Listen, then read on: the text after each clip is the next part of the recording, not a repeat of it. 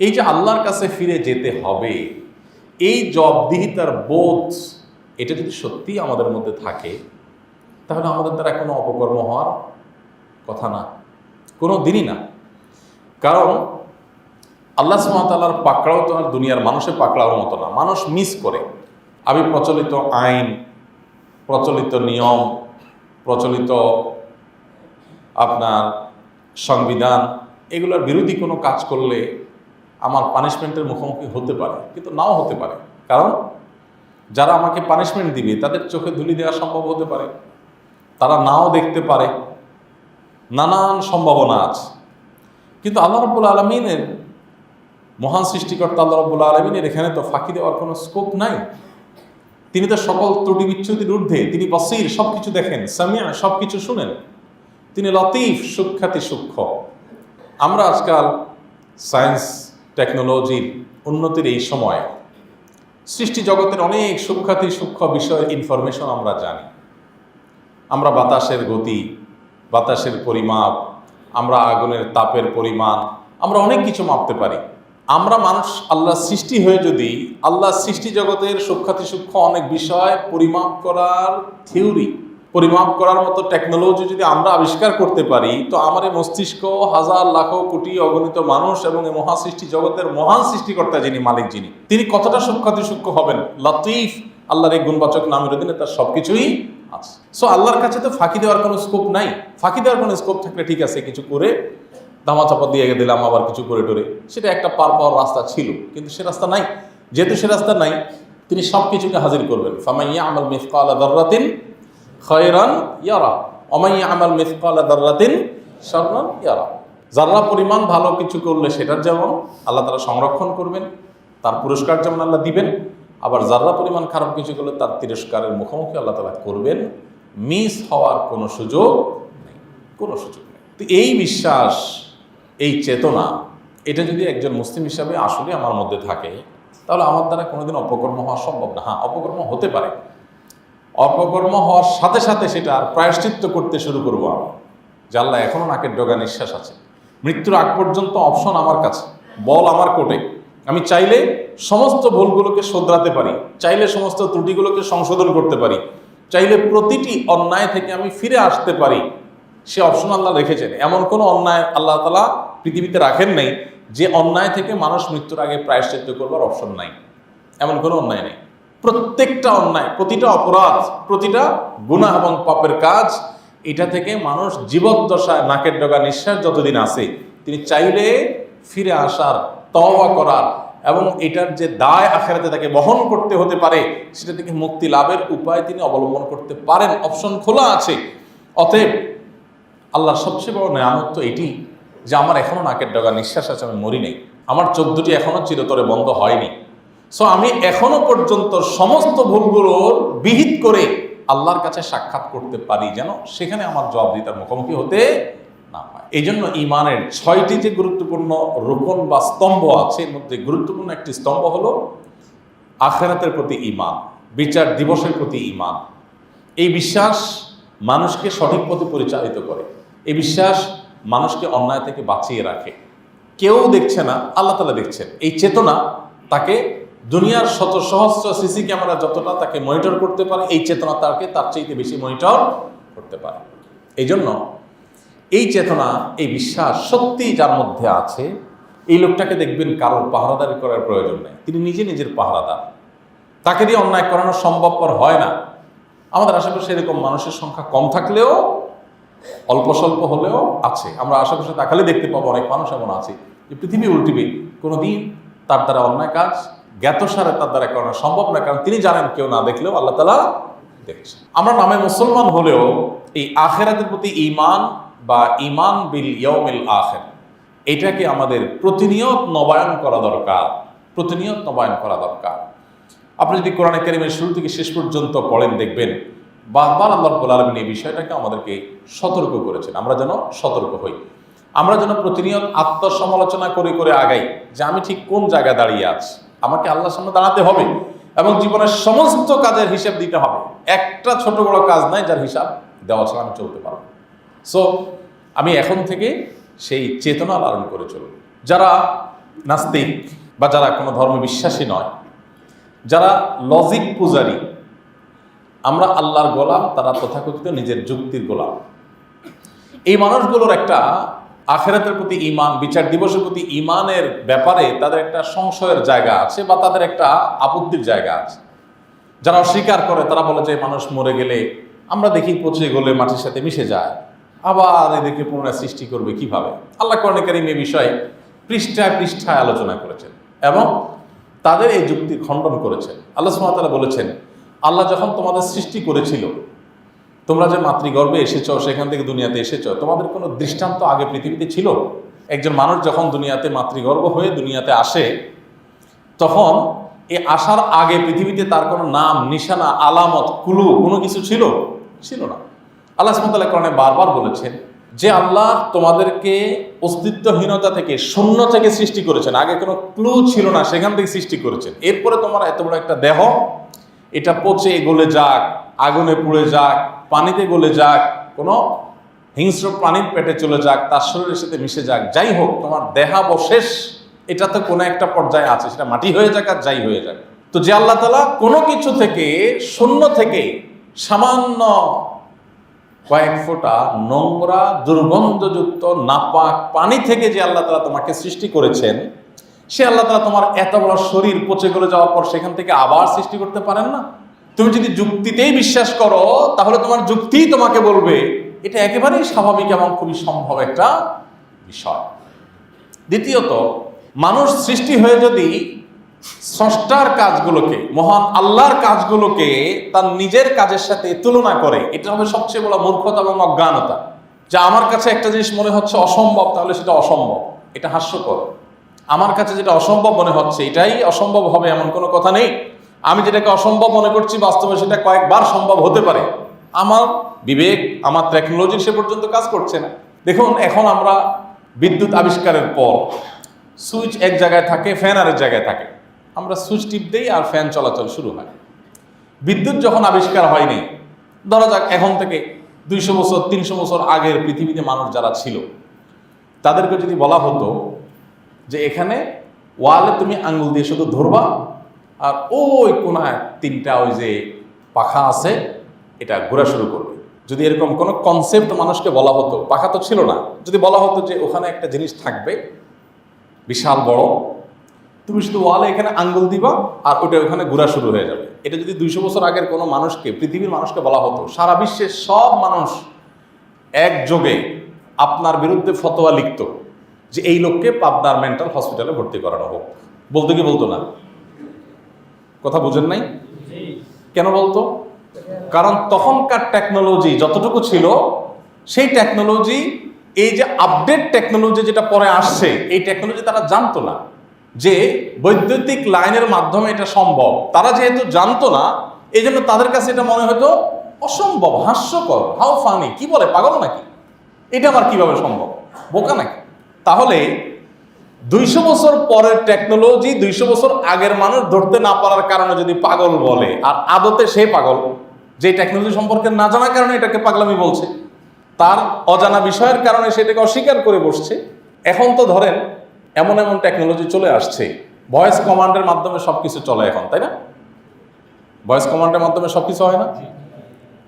এখন তো আপনি মোবাইল ফোনকে একেবারে সাধারণ যে স্মার্টফোন, যে কোনো স্মার্টফোনকে যদি আপনি বলেন হাই শ্রী কল অমুক, তো সাথে সাথে দেখবেন কল শুরু হয়ে গেছে। কোনো টিপেন নাই, কিচ্ছু না, ফোন বুকে ঢুকেন নাই, কিচ্ছু না, শুধু বলছেন, কমান্ড করছেন মোবাইলের সামনে রেখে, সামনেও না, দূরে কোথাও পড়ে আছে, শুধু বলছেন আর সে কল করা শুরু করে দিচ্ছে। এটা টেকনোলজি আবিষ্কার হয়েছে না হয়নি? গাড়ির ক্ষেত্রে বের হয়েছে, ফ্যানের ক্ষেত্রে বের হয়েছে। এখন ধরেন এই টেকনোলজি আবিষ্কার হওয়ার আগ পর্যন্ত কোরআন হাদিস আমাদেরকে বলেছে, কি বলেছে? কেউ যদি সুবহানাল্লাহ বলে, আখেরাতে কি হয়ে যাবে? ঘাস তৈরি হয়ে যাবে। এটা নিয়ে বহুত নাস্তিকরা হাসাহাসি করছে না? এখনো হয়তো করে। কেন করে? কারণ ভয়েস কমান্ডের মাধ্যমে এখানে সুবহানাল্লাহ বললে যে ওখানে গাছ হয়ে যেতে পারে, এই টেকনোলজি সম্পর্কে তার কি ছিল না? ধারণা ছিল না। সে যেটা জানে না ওইটাকে সে মনে করে কি? হাস্যকর, সে মনে করে অসম্ভব। ওই আগের যুগের মানুষ এই বৈদ্যুতিক টেকনোলজি যারা জানতো না, তাদের কাছে যেরকম দেয়ালে হাত দিলে আপনার 20 হাত দূরে ফ্যান নড়া বা বন্ধ হওয়া অসম্ভব ছিল, এই লোকগুলোর কাছেও এরকম সুবহানাল্লাহ বললে ওখানে গাছ উঠে যাওয়া জান্নাতে, এটা অসম্ভব। বুঝেন না কথা? এবং আমরা কোরআনে কারীমের আয়াত পড়ি, ফু দেই, এখন অনেক লোক আছে হাসাহাসি করে যে কিভাবে সম্ভব ভাই। সে একটা নাপা খাইলে শরীরে জ্বর চলে যায়, এটা সে ভালো বোঝে, এবং এটার প্রতি তার যে ঈমান আছে, কোরআনে কারীমের আয়াতের মধ্যে আল্লাহ তাআলা শিফা রেখেছেন, এই আয়াত পড়ে ফু দিলে মানুষ সুস্থ হতে পারে। এই টেকনোলজিকে সে না জানার কারণে এটাকে সে কি করতেছে, কিভাবে সম্ভব? আরে ভাই, শরীরে রোগ হয়েছে, আপনি ফু দিবেন ওই দূর থেকে, এতে কেমনে অ্যাকশন করবে? কোনোভাবে সে বুঝে না। আপনি এখানে বসে নেকামল করবেন, ওদিকে জান্নাত আপনার প্রাসাদ হতে থাকবে, দালান কোঠা হতে থাকবে, অনন্তকালে ব্যবস্থা হতে থাকবে, কিভাবে সম্ভব? আচ্ছা, এখন টেকনোলজি ভয়েস কমান্ড এমন পর্যায়ে চলে, এখন তো আর ভয়েস কমান্ডের যুগে নাই, এখন পৃথিবী আরো আপডেট জায়গায় চলে আসছে। এখন তো এমন টেকনোলজি বের হয়েছে যে আপনি গরম ফিল করছেন, গরম অনুভব করছেন, শুধুমাত্র গরম অনুভব করছেন, ছটফট করছেন, এসি অটোমেটিক চলা শুরু করবে। আবার আপনি কুল অনুভব করছেন, এসি অটোমেটিক বন্ধ হয়ে যাবে। এখন সেই টেকনোলজি চলে আসছে। তাহলে আল্লাহ রাব্বুল আলামিন মানুষের অন্তরে কি চিন্তা করে সেটা আল্লাহ তাআলা জানেন। এই জিনিসটা কি যৌক্তিক না অযৌক্তিক? মানুষের টেকনোলজি যদি এতটুকুকে সহজ করতে পারে, বের করতে পারে, তাহলে মানুষের সৃষ্টিকর্তার টেকনোলজির চাইতে কত অগণিত গুণ বেশি আপডেট থাকবে, সেটা বলার কোনো অপেক্ষা রাখে? কিন্তু যার এটা বুঝে আসে না, সেটা নিয়ে হাসাহাসি করবে। পরকালের প্রতি বিশ্বাসের যে ব্যাপারটা আছে, এটা অনেকটা এরকম যে পরকালের প্রতি বিশ্বাসকে যারা অস্বীকার করে, তাদের চিন্তা হলো, তাদের যুক্তি হলো যে এটা কিভাবে সম্ভব, আমরা তো মরে পচে গলে শেষ হয়ে যাবো, আবার আল্লাহ তাআলা কিভাবে আমাদেরকে সৃষ্টি করবেন? তাহলে বোঝা গেল আমি যে টেকনোলজি সম্পর্কে জানি না, সে আপডেট টেকনোলজিকে অস্বীকার করা, এটা আমার মূর্খতা এবং অজ্ঞানতা ছাড়া আর কিছু না। তো আল্লাহ রাব্বুল আলামিনের কাছে জবাবদিহিতার এই বোধ যেন আমাদের মধ্যে থাকে, সেজন্য আল্লাহ বলেছেন, ইয়া আইয়ুহাল্লাযীনা আমানু, হে ঈমানদারগণ, ইত্তাকুল্লাহ, তোমরা আল্লাহর ভয় সদা জাগরুক রাখো অন্তরে, তাকওয়া অবলম্বন করো, আল্লাহকে ভয় করো, সতর্ক থাকো। যাই করো না কেন আল্লাহ সুবহানাহু ওয়া তাআলা সব কিছু দেখছেন, সব উপস্থিত করবেন। দেখুন, 1400-1450 বছর আগে যখন কোরআনে এই সমস্ত আয়াত নাজিল হয়েছিল, যে মানুষের কি কাজ করে না করে এই সব আল্লাহ তাআলা কিয়ামতের ময়দানে তাকে দেখাবেন এবং সব কিছু উপস্থিত করবেন। যখন এই ক্যামেরা আবিষ্কার হয় নাই, ভিডিও করার এই টেকনোলজি আবিষ্কার হয় নাই, তখন মানুষের জন্য এটা বোঝা কত কঠিন ছিল না? এখন তো দিনের আলো মতো পরিষ্কার যে কিভাবে আল্লাহ তাআলা করবেন, তাই না? মানুষের কর্মকাণ্ড, ভালো মন্দ, এগুলোকে আল্লাহ পরিমাপ করবেন। কোরআনে আল্লাহ বলেছেন, কিয়ামতের ময়দানে আমি মানুষের আমল পরিমাপ করার যন্ত্র স্থাপন করব, টেকনোলজি রাখবো। এখন মানুষের কাজ আবার কিভাবে মাপে?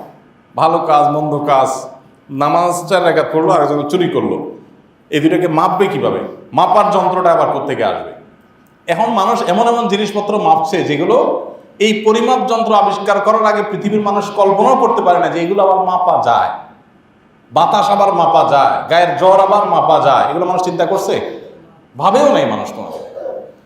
তো আল্লাহ রাব্বুল আলামিন এমন অনেক কিছু বলেছেন যেগুলো 2024-এর আজকের পৃথিবীর যত টেকনোলজি এখনো পর্যন্ত আবিষ্কৃত হয়েছে, এখনকার টেকনোলজির আলোকে আল্লাহর ওই জিনিসগুলো আমাদের হয়তো বুঝে আসছে না। এখন বুঝে আসছে না দেখে আমরা বলবো কি, না এটা কিভাবে সম্ভব, তো হাস্যকর, এটা বলবো? এটা যদি বলি তাহলে ওই যে একটা বহুল প্রচলিত গল্প আছে না, যে খাটো বৌমা, তার আংটি পড়ে গেছে একটা বড় কলসির তলায়, তো খুঁজতেছে খুঁজতেছে, বলতেছে মা, শাশুড়িকে বলতেছে, মা এই কলসির তো কোনো তলা টলা নেই। বলো কি, তলা না থাকে কিভাবে? বলে, না তলা না, আমি দেখছি, কারণ তার তলা পর্যন্ত হাত যায় না, এই জন্য সে তলাকে কি করছে, অস্বীকার করছে। ঠিক একইভাবে আল্লাহ রাব্বুল আলামিনের টেকনোলজি আমি ধরে ফেলতে পারবো, কিভাবে সম্ভব? এই জন্য কখনো লজিক দিয়ে ইসলাম বোঝার চেষ্টা করবো না আমরা। এটা হলো সবচেয়ে বড় মূর্খতা ছাড়া কিছু না। আমি যেই যুগে আছি, এই যুগের লজিক, এই যুগের টেকনোলজি আমার বুঝে আসবে। আজ থেকে 200 বা 300 বছর পরে যে টেকনোলজি আসবে, এটা তো আমার বুঝে আসার কথা না। সো আমি যদি লজিককেই সকল ভালো মন্দ নিরূপণের উপায় মনে করি, আমার ঈমান এবং বিশ্বাস লজিক দিয়ে দিয়ে যদি করার বিষয়টিকে আমি মানদণ্ড হিসাবে ধরে রাখি, তাহলে সেক্ষেত্রে আমার ঈমান সকালে একরকম থাকবে, বিকালে আরেক রকম থাকবে, আজকে একরকম থাকবে, 2 দিন পর আরেক রকম থাকবে। কারণ বিজ্ঞান এটা চূড়ান্ত কিছু না, বিজ্ঞানের ধারণা প্রতিনিয়ত চেঞ্জ হতে থাকে, কিন্তু আল্লাহ রাব্বুল আলামিনের টেকনোলজিটা চেঞ্জেবল না। গত 1450 বছর নবী করিম সাল্লাল্লাহু আলাইহি সাল্লামের ওয়াফাতের পর থেকে নিয়ে 1400 বছর পর্যন্ত পৃথিবীতে এমন বহু জিনিস আবিষ্কার হয়েছে যেগুলো কোরআন এবং হাদিস আগে থেকে বলে রেখেছে, এখন সেটা প্রমাণ হয়েছে। আপনি কোরআন কারীমের আয়াতের পরতে পরতে দেখবেন আল্লাহ রাব্বুল আলামিন সে সমস্ত বিষয় ইঙ্গিত দিয়ে রেখেছেন। কোরআন কারীমে একটি আয়াত আছে, আল্লাহ রাব্বুল আলামিন বলেছেন যে আমরা যে সমস্ত বাহনে চড়ে থাকি, সাধারণত যে সমস্ত বাহনে তখনকার মানুষ চড়তো, সে কথা আল্লাহ বলেছেন যে তোমরা নৌকায় আরোহণ করো, ঘোড়া গাধা ইচ্ছাইতে আরোহণ করো। এরপর আল্লাহ তাআলা বলেছেন এবং এমন অনেক বাহন যেগুলোকে তোমরা এখনো জানো না, এমন অনেক বাহনও হবে যেগুলোতে মানুষ আরোহণ করবে, তোমরা সেগুলো এই মুহূর্তে জানো না। এটা সে 1450 বছর আগে বলেছে। এখন অনেক কিছু আবিষ্কার হয়েছে যেটা তখনকার মানুষ জানতো না। তো এই জন্য আল্লাহর সামনে আমাদেরকে দাঁড়াতে হবে। এই ব্যাপারে যদি চুল পরিমাণ কোনো সন্দেহ থাকে, সে মুসলমান না, সে কাফের, বেঈমান।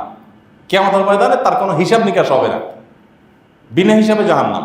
কারণ যাদের আল্লাহর প্রতি কোনো ঈমান নেই, ঈমানের যে মৌলিক বিষয়গুলো আছে এগুলোর প্রতি কারণ অবিশ্বাস থাকে বা সন্দেহ থাকে, এই ব্যক্তি কাফেরের খাতে থাকবে। এবং অবিশ্বাসী হওয়ার কারণে অবিশ্বাসের জীবনে সে ভালো করেছে না মন্দ করেছে, কতটুকু ভালো করেছে কতটুকু, এসব মাপজোপ হবে না, কারণ তার অনন্তকালের জাহান্নামই চূড়ান্ত ঠিকানা।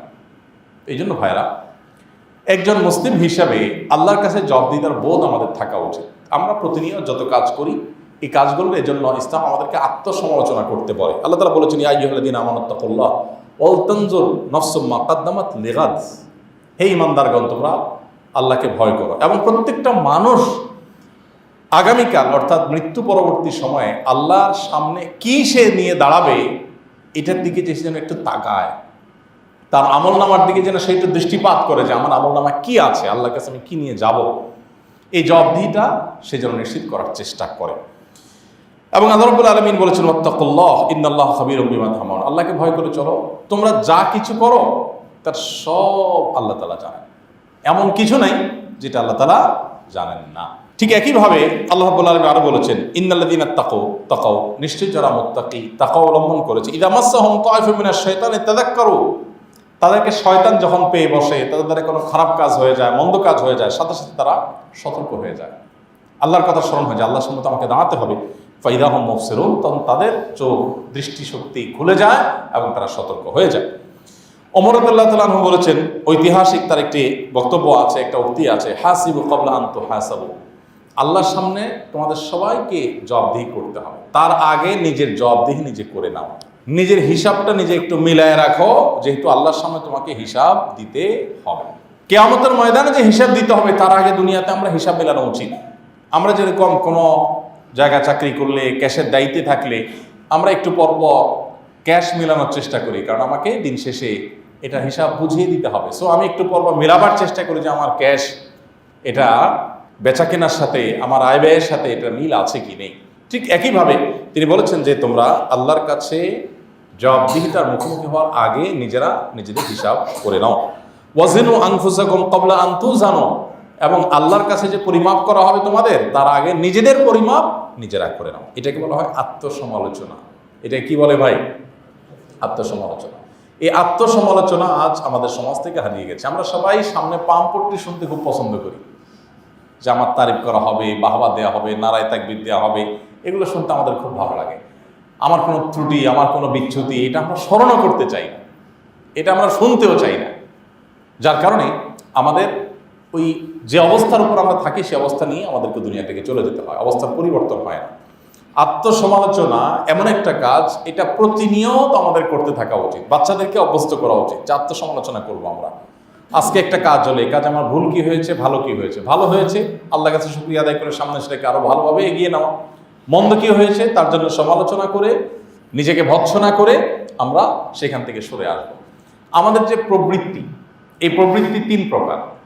একটা হলো নফসে আম্মারা, আমাদের প্রবৃত্তি আমাদেরকে সবসময় মন্দ কাজের আদেশ দান করে। আল্লাহর অস্তিত্ব যারা আঁচ করতে চান, অনুভব করতে চান, তাদের জন্য নফসে আম্মারা একটা বিশাল বড় একটা ওয়ে। আপনার মন, আপনার প্রবৃত্তি দেখবেন সচরাচর সাধারণত ভালো কাজের প্রতি আপনাকে আদেশ করবে না। আল্লাহ যত কাজ নিষেধ করেছেন দেখবেন আপনার মন সেদিকে বেশি টানবে। এটা কি আমাদের মধ্যে আছে না নাই? জেনারেলি এটা থাকে প্রত্যেকটা মানুষের, যে তার প্রবৃত্তি মন্দ কাজের প্রতি আদেশ করে। আল্লাহ বলেছেন ইন্নান নাফসা লাআম্মারাতুন বিসসু, নিশ্চয়ই মানুষের প্রবৃত্তি সাধারণত খারাপ কাজের অর্ডার করে থাকে, তুমি এটা করো ওইটা করো। নিজের ঘরে পরিবার আছে, পরিবারের প্রতি টান নাই, টান বাহিরে। নিজের ঘরে হালাল জিনিস আছে, সেটার প্রতি টান নাই, টান হারামটার দিকে। নিজের পকেটে টাকা আছে, নিজের অ্যাকাউন্টে টাকা আছে, ওইটার দিকে নজর নাই, নজর হলো অন্যটার দিকে। এভাবে প্রত্যেকটা ক্ষেত্রে আপনি দেখবেন যে আমাদের প্রবৃত্তি সবসময় মন্দ কাজের দিকে টানে। তাহলে এখানে আমাকে বুঝতে হবে যে এখানে কেউ না কেউ ভেতরে টানাটানি কাজটা করছে, তার নাম ইবলিস। তার নাম কি? তা না হলে ফজর নামাজ উঠতে আমার এত কষ্ট হয় কেন? ফজর নামাজ উঠতে আমার এত, অন্য কোনো সময় উঠতে তো আমার এত কষ্ট হয় না। দিনের বেলা ঘুমাইলেও তো উঠতে এত কষ্ট হয় না। 8টা-9টা বাজে যদি ঘুম থেকে উঠি তখনও তো এত কষ্ট হয় না, বাট ফজর আগে উঠতে এত কষ্ট কেন হয়? তাহলে বোঝা গেল দেয়ার ইজ সামবডি, আমাকে কেউ ভেতর থেকে কি করছে? প্ররোচনা দিচ্ছে। অস্তিত্ব আপনি আঁচ করতে পারেন, অনুভব করতে পারেন যে শয়তান বলতে কিছু একটা, কোরআন যে বারবার বলছে, সতর্ক করছে প্রতিনিয়ত। ইন্টারেস্টিং একটা বিষয় কি, কোরআনে কিন্তু বারবার শয়তানের একটা পরিচয় আল্লাহ উল্লেখ করেছেন, একটা বৈশিষ্ট্য, একটা টাইটেল আল্লাহ তাআলা দিয়েছেন। সেটা হলো শয়তানকে বলেছে যে ইন্নাহু লাকুম আদুউম মুবিন, শয়তান তোমাদের জন্য কি শত্রু? প্রকাশ্য শত্রু। দেখছেন কয়দিন? দেখছেন কখনো? তাহলে প্রকাশ্য কেমনে হলো? কোরআন বলছে বারবার শয়তান তোমাদের জন্য প্রকাশ্য শত্রু, আর আমরা জীবনে একবারও দেখিনি। কেমনে প্রকাশ্য শত্রু হলো? শয়তান প্রতি মুহূর্তে আমাদের সাথে দেখা দেয়, সারাদিনই সে প্রকাশিত হয় তার কর্মকাণ্ডের মাধ্যমে। আপনি একেবারে ঘুমাইতে গেছেন, দেখবেন সারাদিন যাই করছেন না করছেন, শুইতে গেছেন, এখন আপনার মনে চাবে একটু মোবাইল, একটু ফেসবুকটা শেষবারের মতো টিপি নিই। এই শেষবার মতো শয়তান আপনাকে দেখবেন যে কেউ একজন আপনাকে, আপনার ভেতর থেকে কেউ একজন আপনাকে বলছে, আপনার ভেতরে প্ররোচনা দিচ্ছে যে একটু দেখে নাও, 2 মিনিট দেখে রেখে দিও। এরপর দেখলেন 1 ঘন্টা হয়ে গেছে। হয় কি হয় না? একদিন হয় না, প্রতিদিন হয়। কারণ কি? কেউ, আপনি একটু খেয়াল করলে দেখবেন যে আপনার ভেতর থেকে একটা তাড়না কাজ করে, আছে না? এই যে তাড়নাটা সৃষ্টি করে ভেতরে, এই তাড়নাটা এরকম কি হয় যে ঠিক আছে শুয়ে যাব, এই ঘুমটা তো আমার শেষ ঘুমও হইতে পারে, তাইলে আমি ওযু করে 8 রাকাত নামাজ পড়ি সুন্দর করে, এরপরে মোবাইল টোবাইল দূরে ফালায় রাখি, আমি মরি না বাসি কোনো ঠিক ঠিকানা না, এগুলো রেখে আমি একটু সুন্দর করে আল্লাহ নামে পড়ি। এটা কি মনে চায়? সাধারণত চায়? তোমার মনে চায়? তো তুমি তো আস্ত ফেরেশতা মিয়া, এই পিচির বলে মনে চায়। তো সাধারণত আমাদের এগুলো মনে চায় না। তার মানে কি দাঁড়ালো? তার মানে হলো ভেতর থেকে শয়তান আমাদেরকে, আপনি ওই যে বললাম একটু আগে যে শয়তান প্রকাশ্য শত্রু কিভাবে, এই যে প্রকাশ্য দেখাচ্ছি যে সে আপনাকে, আপনি যখন ঘুমোতে যাচ্ছেন তখন আপনাকে দিয়ে সে অপকর্ম করায় নিচ্ছে। সে চেষ্টা করবে যে আপনি 12টা পার হয়ে 1টা পার হয়ে 2টা, যত পরে ঘুমাতে পারেন তত তার টার্গেট ফিল আপ হবে, অর্থাৎ ফজর পড়তে কবর হবে আপনার। রাতে ইসলাম বলছে তাড়াতাড়ি শো, নবী সাল্লাল্লাহু আলাইহি ওয়াসাল্লাম বলছেন তাড়াতাড়ি ঘুমায় পড়ো, এসব কিছু করিও না। দেখবেন আপনার সবচেয়ে বেশি মজা লাগবে এশার পরের টাইমটা। মোবাইল টিপতে ভাল লাগবে, টিভি দেখতে ভাল লাগবে, টকশোগুলো ভাল লাগবে, নাটক দেখতে ভাল লাগবে, আড্ডা করতে ভাল লাগবে, সব কিছু দেখবেন এশার পরে ভালো লাগতেছে। এই একই কাজ মাগরিবের পরে এত মজা পান নাই, কিন্তু এশার পরে মজা পাচ্ছেন। কারণ হাদিসে বলা আছে এশার পরে খবরদার কোনো কাজ করবো না, সাথে শুয়ে পড়ো। কারণ আমাদের লাভ ক্ষতি কি সেটা নবী জানতেন, আল্লাহ তাকে জানিয়ে দিয়েছেন যে মানুষ তোমার লাভ ওইখানে, তুমি তাড়াতাড়ি শুয়ে পড়ো। কিন্তু আমাদের মনে চাচ্ছে না, একটু দেখি, একটু দেখতে গিয়ে 1 ঘন্টা হয়ে যায়, 1.5 ঘন্টা হয়ে যায়, প্রতিদিন হয়। আচ্ছা, এবার আসেন ঘুমায় গেলেন। ঘুম থেকে উঠার সময় ওই যেটা বললাম, নবীজির নির্দেশ হলো ভোর রাতে আগে উঠে যাও, তাহাজ্জুদ পড়ো, এরপরে মসজিদে যাও, সুন্দর করে ফজর নামাজ পড়ো, ফজর নামাজ পড়ে আবার জিকির আজকার করো, এশাক পর্যন্ত জায়গায় বসে থাকো। কিন্তু দেখবেন শয়তান আমাদেরকে সারাদিন রাত 24 ঘন্টা, কখনো ঘুম আসুক আর না আসুক, ফজরের সময় মাস্ট আমাদের ঘুম আসবেই। এবং শুধু আসা না, আপনি একটু অনুভব করলে, একটু খেয়াল করলে দেখবেন মনে হচ্ছে যে আপনার হাত পাকে একজন টিপতেছে ফজরের সময়। এবং যদি আপনি কম্বল কাঁথা গায়ে দিয়ে শোন এসির মধ্যে অথবা শীতকালে, তখন মনে হবে যে এই কম্বল সরানো মানে মহাসমুদ্রে ঝাঁপ দেওয়া। মনে হয় যে কম্বল সরে উঠা মানে আমি শেষ, এরকম একটা ফিল হয় কি হয় না বলেন? নাকি সব আপনারাই বাচ্চার মতো ফেরেশতা? আমার তো হয়। তো এই যে কষ্ট লাগা কাজ করছে কেন রে ভাই? আপনারা যদি হারাম কাজ করতে দেওয়া হয়, পৃথিবীর বহু হারাম কাজ আছে, এগুলো করতে আপনার এরকম মনে হবে না, না আমার জীবন শেষ হয়ে যাবে, এরকম মনে হবে না। ওইটার প্রতি বরং টান অনুভব করবেন। কিন্তু এখানে দেখেন ফজর নামাজের সময় সবচেয়ে ইম্পর্টেন্ট, এই জন্য এটা দেখবেন আপনার করতে কোনো রকম কি লাগবে না, ভালো লাগবে। আমি এরকম অন্তত 50টা এক্সাম্পল আপনাকে দিতে পারবো যে কোরআন হাদিস যেটা নির্দেশ করেছে ওইটা আমাদের মনে চায় না। এই যে মনে অন্য দিকে টানে, উল্টা দিকে টানে, বিপরীত দিকে টানে, নেগেটিভিটি আছে, এই কাজটা যে করে তার নাম কি? শয়তান। আল্লাহ কোরআনে তাকে প্রকাশ্য শত্রু বলেছেন, আল্লাহ নিজেই তাকে বানিয়েছেন গোপন, আবার বলেছেন প্রকাশ্য। এর মানে আল্লাহ রাব্বুল আলামিন আমাদেরকে বোঝাতে চাচ্ছেন যে শয়তান তার অস্তিত্বকে অপ্রকাশিত রাখে, তাকে সৃষ্টি করা হয়েছে এইভাবে। এর মানে এই না যে সে অপ্রকাশিত, সে তার কাজকর্মের মাধ্যমে প্রতি মুহূর্তে তার উপস্থিতি, তার অস্তিত্বের জানান তোমাকে দেয়, তুমি শুধু চোখ খুলে দেখলেই বুঝতে পারবে। এই জন্য আমি সবসময় বলি, দেখেন গোটা পৃথিবী সব কিছুতে আপনি তাকাবেন, পৃথিবীটা সুদের উপর দাঁড়িয়ে আছে। কেন ভাই সুদের উপর কেন দাঁড়িয়ে আছে? সুদমুক্ত ঋণ, দান সাদাকা, এটার উপর গোটা পৃথিবী দাঁড়িয়ে থাকতে পারলো না। কেন নাই? কারণ দান সাদাকা তো আল্লাহর নির্দেশ। তো শয়তান সে চেষ্টা করবে কি করার জন্য? সুদ যেহেতু ধ্বংস ডেকে আনবে, মানুষকে জাহান্নামে নিয়ে যাবে, আল্লাহর নিষিদ্ধ কাজ, অতএব ওইটাই পৃথিবীতে সবচেয়ে বেশি কি হবে? স্টাবলিশড হবে। আপনি দেখবেন হারাম জিনিস স্টাবলিশড হয়, হালাল জিনিস স্টাবলিশড হয় না। আমাদের বাসা বাড়িতে আমি প্রায় সময় বলি, আমাদের বাসা বাড়িতে বিড়াল রাখা, এটার ব্যাপারে কোরআন হাদিসের থেকে আমরা অনুমোদন পাই যে বাসা বাড়িতে আমাদের বিড়াল থাকতে পারে। কুকুর বাসা বাড়িতে রাখা নিষেধ। কেন নিষেধ? হয়েছে আল্লাহর টেকনোলজি সব তো আমি বুঝবো না, বুঝেন নাই কথা?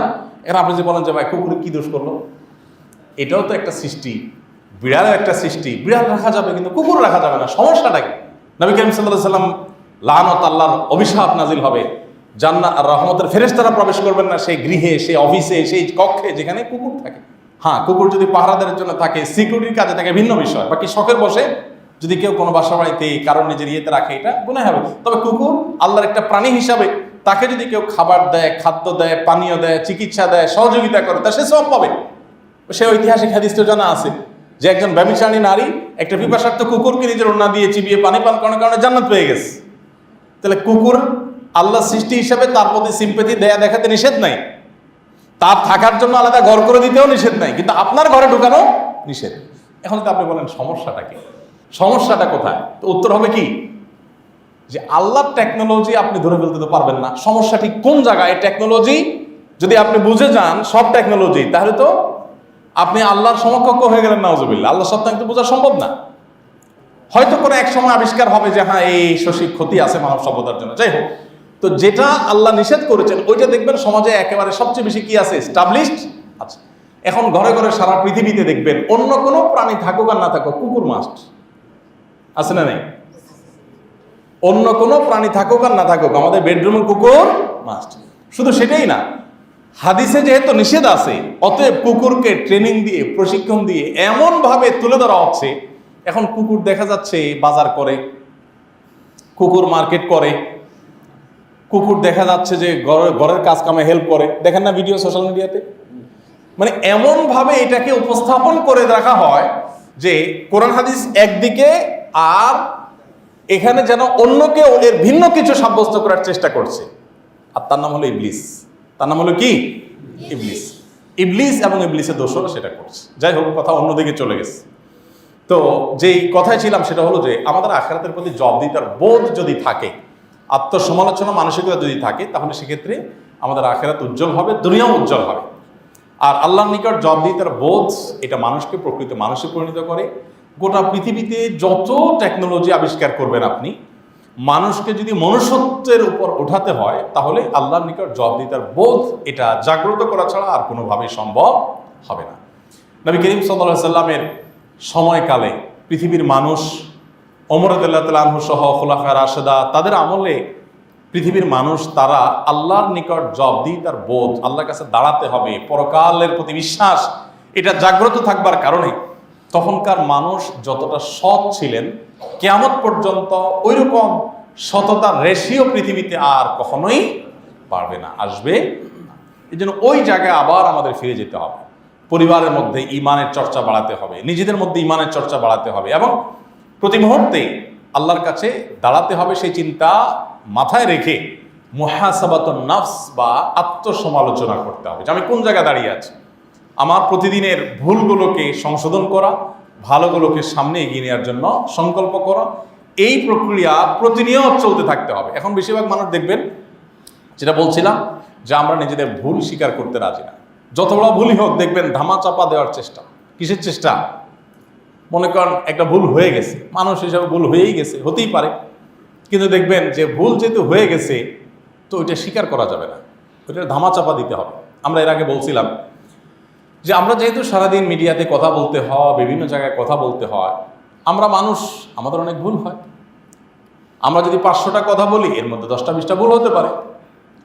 তো সেজন্য আমি আমাদের সহকর্মীদের বললাম যে আমাদের সমস্ত কথার যেহেতু ভিডিও হয়, রেকর্ড হয়, এত কথা বলি সকাল থেকে রাত পর্যন্ত। সকালে এক টিভি চ্যানেলে করে আসছি, এখন মসজিদে করতেছি, এখান থেকে আরেক টেলিভি চ্যানেল ঢুকবো, সারাদিন ক্যামেরার সামনে বসতেছি এবং কথা বলতেছি। এত কথা যে বলতেছে, যার কথা বেশি হয় তার ভুলও বেশি হয়।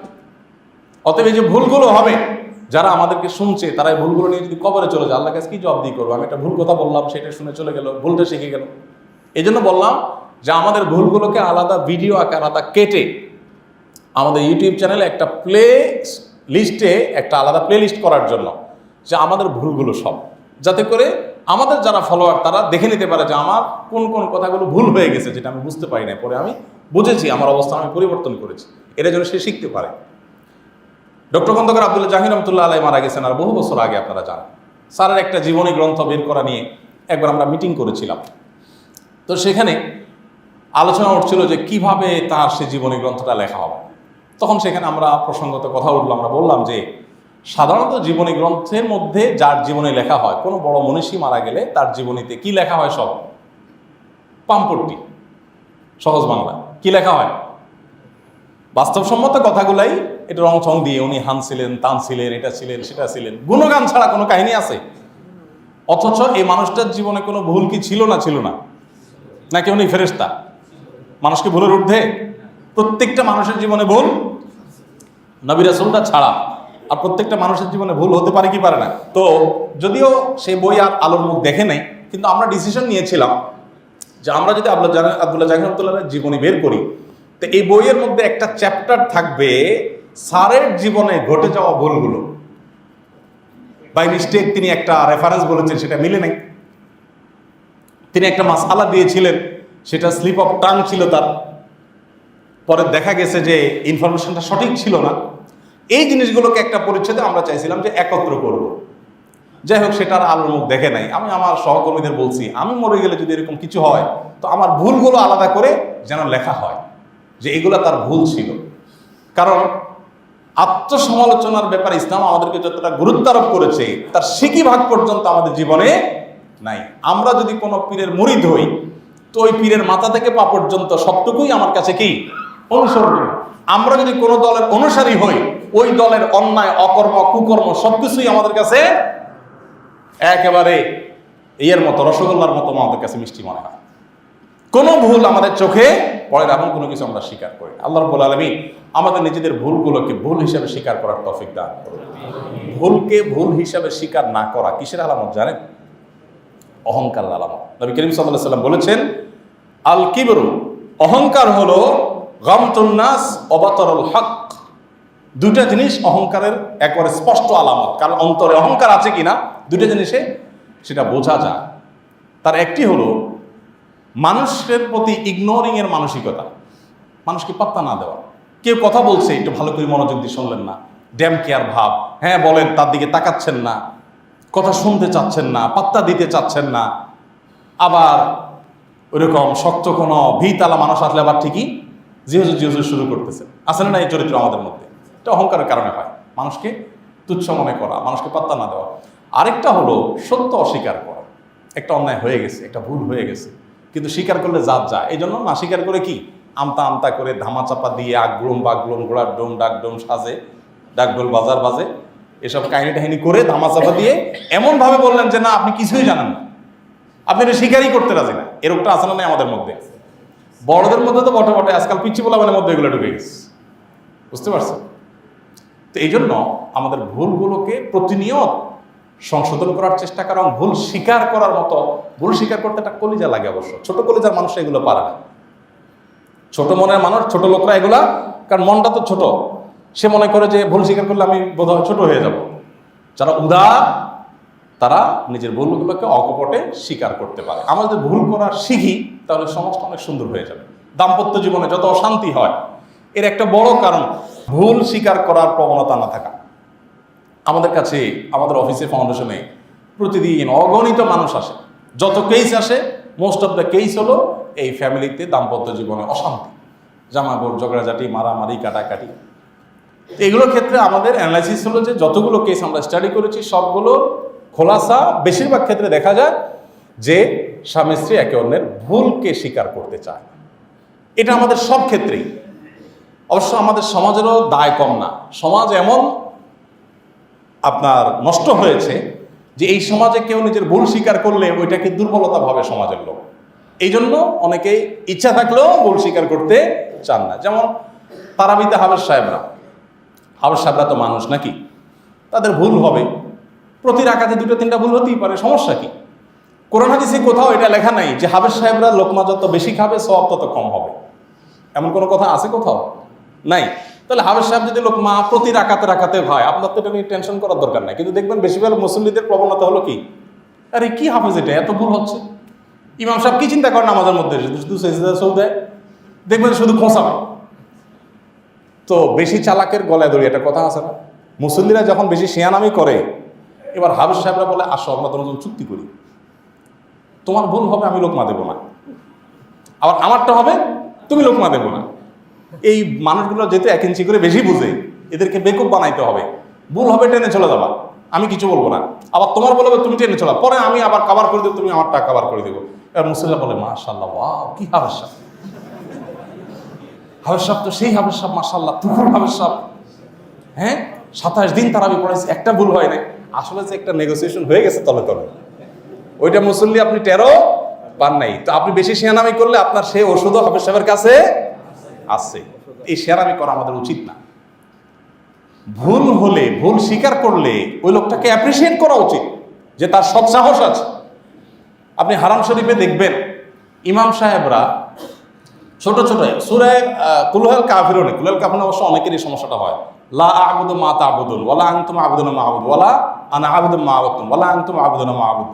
এটার মধ্যে বারবার কি হয়, যেটা সিমিলার আয়াত বারবার ঘুরপাক খেতে থাকে। লোকমার পরে লোকমা, উনি কোনো কুল কেনারা পাচ্ছেন না। সূরা ফাতিহাতে লোকমা খাইছে হারাম, এরকম ঘটনাও আছে। আমি নিজে দেখেছি চাক্ষুষ যে একটা আয়াতের লোকমা 3-4বার পেছন থেকে দেওয়া হচ্ছে, কিন্তু উনি ধরতে পারছেন না। আমরা হলে কি করতাম, রুকু চলে যাবে, কারণ মানুষের কাছে ইজ্জত থাকবে নাকি, এতবার লোকমা দিচ্ছে ধরতে পারতেছি না। কিন্তু উনি শেষ পর্যন্ত ধরলেন, ধরে আয়াতটা কমপ্লিট করলেন, দেন তিনি রুকুতে গেলেন। আমার দেশে বলতে ইমাম সাহেব আজকে বাইর করো, এবার এটা অযোগ্য, আজকেই বাদ। তো ভাই, মানুষের ভুল স্বীকার করলে সেটাকে দুর্বলতা না ভেবে সেটাকে অ্যাপ্রিসিয়েট করার মানসিকতাও সমাজে এবং পরিবারে গড়ে তুলতে হবে। আল্লাহ আমাদেরকে সে তৌফিক দান করুন।